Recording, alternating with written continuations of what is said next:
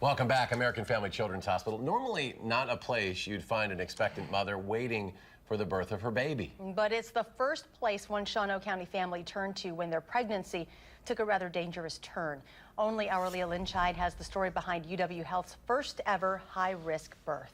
Found out we were pregnant with our first child. Steve and Sarah Schneider had it all planned out. Everything was sounding good and going good. From the gender reveal, it would be a surprise, to the name, if a boy, after Sarah's brother Derek, killed years earlier in a car crash. Till April 12th, 20 weeks, my ultrasound. That's when we found out that something was wrong. Not in their birth plan, though, was this. Her heart wasn't beating the way it should have. Moving into a hospital room, sleeping on a couch, building an entire life inside the NICU.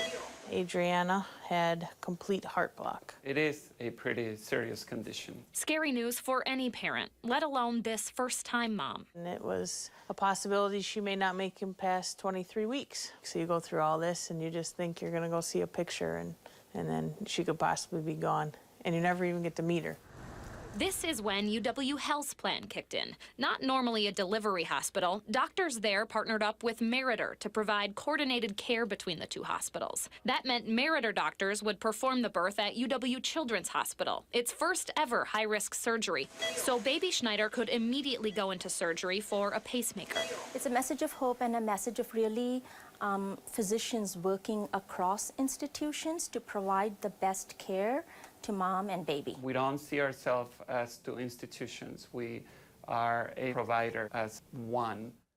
The delivery and later the pacemaker surgery all went smoothly, with yet another surprise for the Schneiders. The day she was born, my older brother was killed in a car accident that same day 14 years ago. And Adrian was his middle name. Now, Adriana is happy and healthy. Not quite the baby blueprint mom and dad had originally laid out, but maybe this birth went according to someone else's plan. God wanted her here. So yeah, she's got lots of angels. In Madison, I'm Leah Lynchide for WISC News 3. Always good to have those angels. Adriana's family is hoping to be released from the NICU this Thursday. Now, while here, though, Mom and Dad were so impressed with the care they received from Meritor and UW Health, they decided to make Adriana's middle name Madison. So we wish them well and a happy release. Take her home on Thursday. A lot of angels. All right.